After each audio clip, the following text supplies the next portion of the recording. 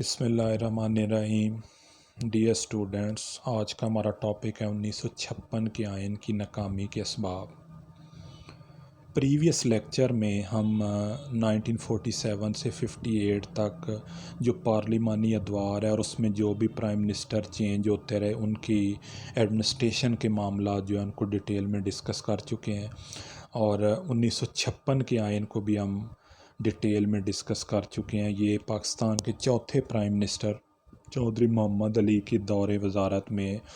Assembly نے اس کو پاس کیا اور 23 مارچ 1956 کو اس کو لاگو کیا گیا۔ ریٹن فارم میں تھا، اور اس کے علاوہ پارلیمانی طرز حکومت اس میں سجیسٹ کی گئی۔ مقننہ کے ایک ایوان تھا۔ اس کے علاوہ پاکستان کے 2 صوبے تھے، مشرقی اور مغربی پاکستان۔ تو اس طرح کے جو پوائنٹس ہیں اس کو ہم نے ڈیٹیل میں ڈسکس کیا۔ آج ہم ڈسکس کریں گے کہ یہ ناکام کیوں ہوا۔ تو شروع میں میں اس چیز کو کلیئر کرتا چلوں کہ جب ہم پاکستان کا کمپیریزن ہندوستان سے کرتے ہیں تو ہندوستان نے 1949 تک اپنا کانسٹیٹیوشن جو ہے اس کو تیار کر لیا تھا، لیکن بدقسمتی سے ہم دیکھتے ہیں بانی پاکستان جو ہیں وہ پاکستان بننے کے تقریباً 13 ماہ بعد ان کی وفات ہو گئی۔ اس کے بعد ہمیں مسائل تو پہلے ہی بہت تھے، مزید چیلنجز کا سامنا کرنا پڑا، جس میں ڈیفرنٹ جو پروونشل لیول پہ لیڈرز تھے ڈیفرنٹ پروونسز میں، ان کی آپس میں کلیش اور آپس میں تضاد کی وجہ سے ہم دیکھتے ہیں ایڈمنسٹریشن کے معاملات جو ان میں مزید مشکلات ہم دیکھتے ہیں۔ تو اس حوالے سے ریاست پاکستان کو ٹائم لگا کہ 14 اگست 1947 میں آزادی کے بعد تقریباً یہ 8-9 سال بعد جو پہلا آئین ہے وہ باقاعدہ طور پہ تیار ہوا اور اس کو لاگو کیا گیا۔ اب اس کی جو ناکامی کے جو اسباب ہیں ان کو ون بائی ون ہم ڈسکس کرتے ہیں۔ پہلے تو یہ تھا کہ اس میں آئین کی کمزوریاں،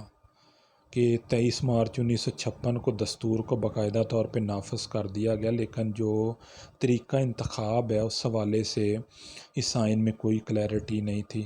اس حوالے سے جتنی سیاسی پارٹیز تھی وہ آپس میں ڈیوائیڈ تھی۔ For example Pakistan Muslim league, Jamaat Islami, یہ وہ پارٹیاں تھیں جو جداگانہ انتخاب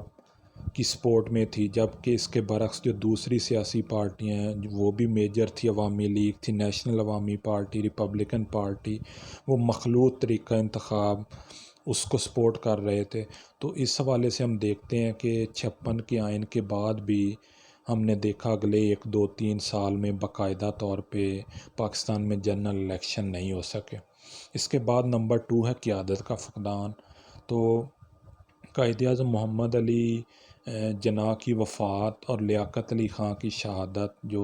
16 اکتوبر 1951 میں ہوئی، اس کے بعد ہم دیکھتے ہیں کہ ہمیں لیڈرشپ ویکیوم نظر آتا ہے پاکستان میں۔ جو بھی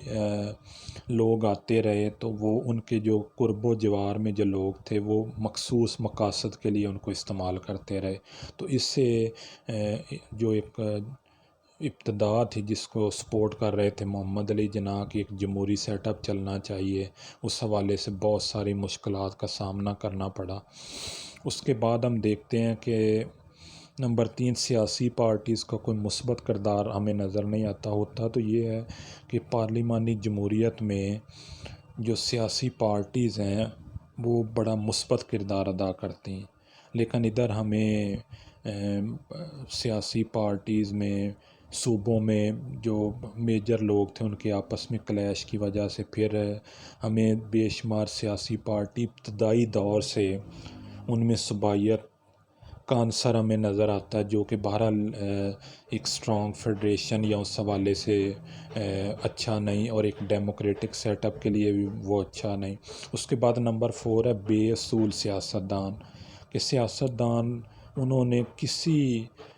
ان میں سے اکثریت کسی بھی اصول کے تحت وہ سیاست نہیں کرتے تھے، جہاں سے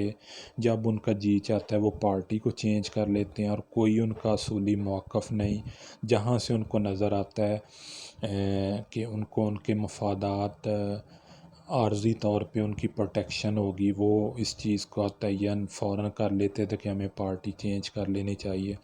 اور ایسی صورتحال میں ڈیفینیٹلی پھر سیاسی پارٹیز کا کلچر اور ڈیموکریسی جو ہے وہ کمزور ہوتی ہے، اور جو اینٹی ڈیموکریٹک فورسز ہیں ان کو موقع ملتا ہے کہ وہ اپنا انفلوئنس جو ہے اس کو انکریز کریں۔ سیاسی تربیت کی کمی،